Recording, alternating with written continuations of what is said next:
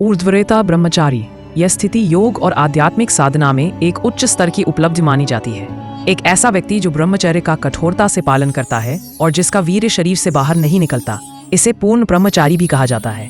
और यह स्थिति योग और आध्यात्मिक साधना में एक उच्च स्तर की उपलब्धि मानी जाती है। ऊर्ध्वरेता अभ्यास में व्यक्ति अपनी यौन ऊर्जा को रूपांतरित करके उसे आध्यात्मिक ऊर्जा में बदलता है, जिसे ओजस कहा जाता है, तथा यह रूपांतरण व्यक्ति को उच्चतर चेतना की अवस्थाओं की ओर ले जाता है और आध्यात्मिक विकास में मदद करता है।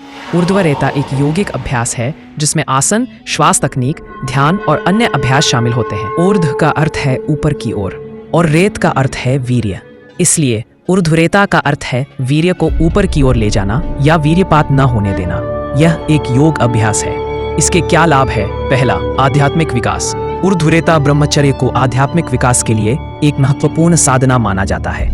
ऐसा माना जाता है कि यह व्यक्ति को उच्च चेतना और आत्म साक्षात्कार की ओर ले जाता है। दूसरा लाभ, शक्ति और ऊर्जा। योग के अनुसार वीर्य एक शक्तिशाली ऊर्जा है और जब इसे शरीर में ऊपर की ओर प्रवाहित किया जाता है तो यह व्यक्ति को मानसिक और शारीरिक रूप से शक्तिशाली बनाता है।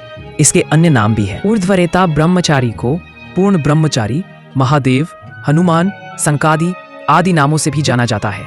इसे उदाहरण से समझते हैं।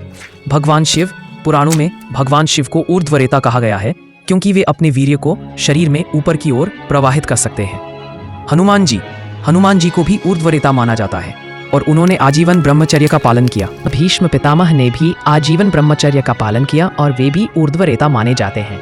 अगर पवित्र विचारों के जरिए सेक्सुअल एनर्जी को ओजस या आध्यात्मिक ऊर्जा में बदल लिया जाए तो इसे सेक्स सब्लिमेशन कहा जाता है। यह किसी तरह का दमन नहीं है बल्कि एक सकारात्मक और स्थानांतरण की प्रक्रिया है। आसान शब्दों में ऊर्ध्वरेता उसे कहा जाता है जिसकी वीर्य ऊर्जा ओजस शक्ति के रूप में मस्तिष्क में ऊपर की ओर प्रवाहित हो गई है।